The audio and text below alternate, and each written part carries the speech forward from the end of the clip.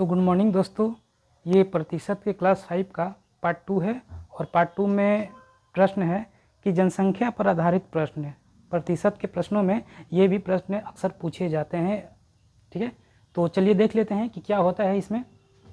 तो ये आज का प्रश्न होगा, जनसंख्या पर आधारित प्रश्न होगा। ठीक है, तो जनसंख्या पर आधारित प्रश्न पर सबसे पहले आपको कुछ बातें याद रखनी होगी कि हमने कुछ फॉर्मूले लिखे हैं और उनका कुछ संकेत दिया है। जैसे कि यहाँ पर पी है, तो पी किसका संकेत करेगा? तो पी संकेत करेगा गांव की जनसंख्या को। गांव, शहर, मोहल्ला जो भी हो वो उसकी जनसंख्या को दर्शाएगा। ठीक है, वार्षिक वृद्धि दर क्या है? तो वृद्धि दर को आर से दर्शाएंगे और समय यहाँ क्या लिया है हमने? तो समय को हम एन से दर्शाएंगे।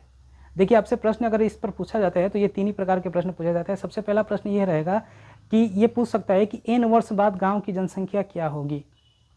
तो इस पर फॉर्मूले को जरूर आप याद रखिएगा क्योंकि इसका बनाने का यही एक तरीका है। ठीक है, तो एन वर्ष बाद गांव की जनसंख्या क्या होगी? तो उसके लिए सूत्र होता है कि P इंटू 100 प्लस आर बटा में 100 की पावर कितना? एन। या यूँ कर सकते हैं कि आप चक्रवृद्धि मिश्रधन का सूत्र जानते हैं, चक्रवृद्धि ब्याज में, बस वही सूत्र पर आधारित है इसका भी सूत्र है। ठीक है, अगर वो याद है तो जनसंख्या पर आधारित प्रश्न जो है ये कि एन वर्ष बाद जनसंख्या क्या होगी, आप बिल्कुल वही सूत्र है समझ के बना दीजिएगा, बन जाएगा आपका। ठीक है, अगर एन वर्ष बाद जनसंख्या पूछता है तो ऊपर देख लीजिए कि ये प्लस होता है। ठीक है, और एन वर्ष पूर्व बाद ये पूछ दे कि एन वर्ष पूर्व जनसंख्या क्या होगी, तो बस कुछ नहीं करना है मेरे दोस्त, इस चीज़ को पलट दीजिएगा आप। 100 ऊपर चला जाएगा और 100 प्लस आर क्या हो जाएगा? नीचे आ जाएगा। और ये रहा आपका दूसरा फॉर्मूला।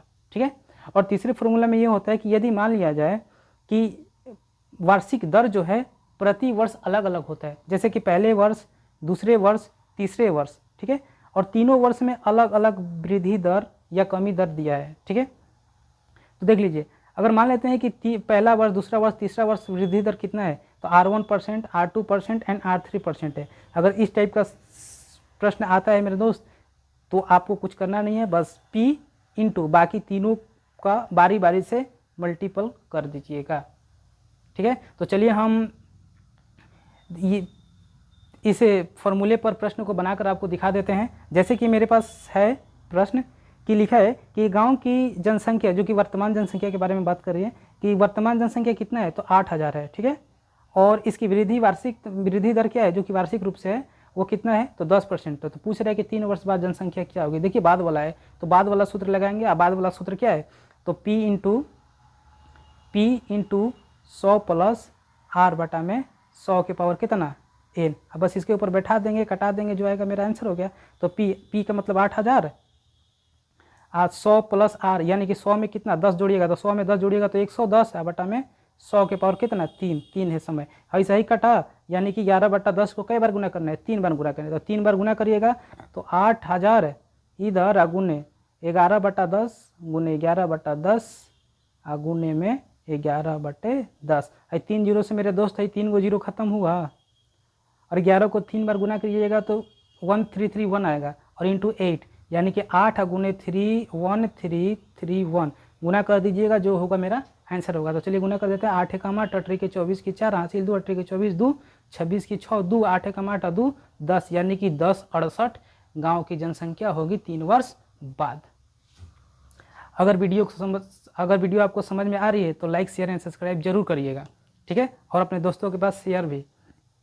इसी पर देखिए, ये तो बाद वाला था। 3 वर्ष अगर पूर्व पूछे तो क्या होगा, तो देखिए, एक गांव की जनसंख्या, एक गांव की वर्तमान जनसंख्या 25,000 है। कितना है?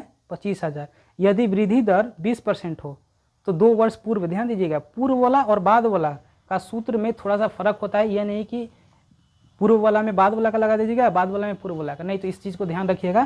तो ये पूर्व वाला पूछ रहे, तो पूर्व वाला क्या है मेरे दोस्त, तो पूर्व वाला फॉर्मूला है ये दूसरे नंबर फॉर्मूला। दूसरे नंबर को लगा देंगे। दूसरा नंबर क्या है, तो दूसरा नंबर है P 100 बटा में 100 प्लस आर का पावर कितना, तो पावर n यानी कि समय। तो चलिए इस पर बैठा देते हैं। 25,000 गुने 100 बटा में 100 प्लस आर है, यानी कि 100 प्लस में 20, तो 100 प्लस 20 कितना हो जाता है? 120 के पावर कितना? 2, तो 2 हो गया। 1 जीरो से 1 जीरो ये कटा, 2 से ये कटा 5, 2 से ये कटा 6, यानी कि कितना हो गया मेरे दोस्त, तो ये हो गया आपका 25,000 गुने 5/20 6 के पावर कितना 2, तो 2 करिएगा तो 5 का स्क्वायर यानी कि 25 और 6 का स्क्वायर कितना 36। कटेगा तो कटाएंगे, नहीं कटेगा तो गुना करके बाई में लिख देंगे, वो जो होगा वो मेरा आंसर। तो 25 25 गुना कीजिएगा तो 625 यानी इतना, बटा में कितना, तो बटा में हो जाएगा 36। अब भागा देंगे, जो आएगा वो मेरा आंसर होगा। तो मैं उम्मीद करता हूँ कि आपको जनसंख्या पर आधारित प्रश्न समझ में आई होगी। और आज के लिए पार्ट 2 में इतना ही। फिर कल हम अगले क्लास में आपको प्रतिशत का अलग सवाल बताएंगे। तब तक के लिए जय हिंद।